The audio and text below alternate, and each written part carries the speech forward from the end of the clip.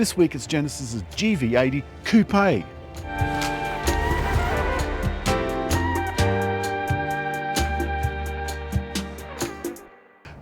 Recently the GV80 range had a bit of a makeover, and this is one of the things that was added, this coupe version. And by coupe they mean it's an SUV with kind of a more slopey back window. They also redid the grille, the lights, the Genesis symbol, that's new, and added a few other things. They also deleted the diesel engine, so now the only engine you can get is this 3.5. And these headlights, they're smart headlights, they're LED kind of matrix headlights, but they're made up with micro lenses. And as you're driving along at night, it's just like gentle theatre curtains that are opening and closing to keep whatever is approaching in front of you in a pool of dimmed light. Everything else is really bright.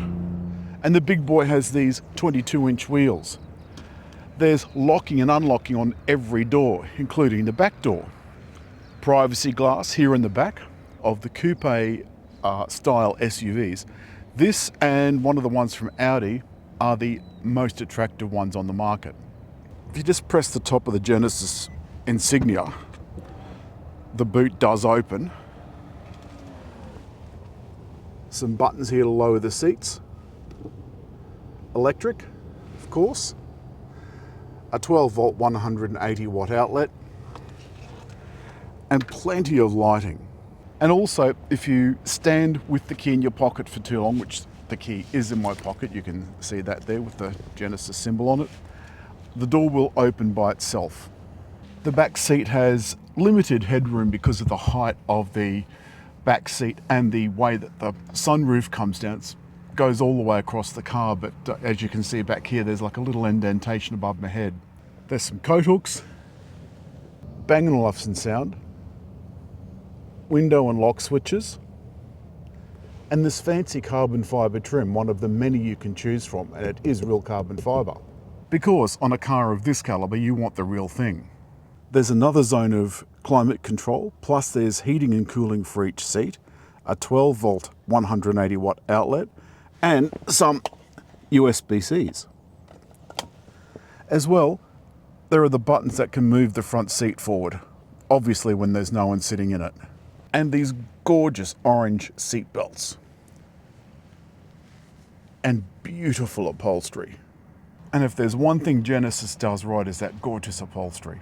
Clever-eyed punters will notice there's been a change of clothes, and that's because some of the video failed, so I've got to do it again. Here's what you missed out on last time. The interior is absolutely impeccable. This is one of the many trims that you can choose, and let me just start this up because there's a couple of amazing things. First of all, the little trackpad. The fingerprint identification that lets you know it's you. Whoops, that was the radio. The touch sensitive air conditioning controls, and they've even got haptic feedback. There's seat heat cooling front and back. And this has got a little party trick too. Let me see if I can get it to work. And this is fully sanctioned by Genesis. Hold on. I've taken a big puff of my vape, and with any luck, the air conditioning system is going to sense that. Okie dokie. Air purification mode is enabled due to an increase of fine particles inside. Now that air conditioning has turned off the outside air, boosted the fan, and it's refreshing the air, which I think is just extraordinary. It also turns off the fan when you turns off the outside air when you're going into tunnels too. Inside the Qi charger tray, there's a button marked UVC. Open the armrest, you'll see a couple of lights on either side. Put my phone in there, close that, and then turn that on. It'll give it a blast of UVC to clean my phone, and I'll turn it over, I suppose, halfway through and give it another burl. I've talked about their 27-inch screen at the moment. Now, as you can see, unlike some of the brands that we've seen with these big screens in the past, this is just one screen, but only this side is touch sensitive. All right, I'm gonna turn my phone over. Now the light goes off so that you don't get ovs in the face. Just over there, you'll see it as we drive out, is Genesis's or Hyundai's new hydrogen charger. I showed you the rear view mirror, which is active. So if I turn that on, it means I've got the TV screen effect. One of the other things, you'll just hear a little bong just then. That was, I need to push the star button, then go into speed limit, turn off the speed limit warning, and then go back.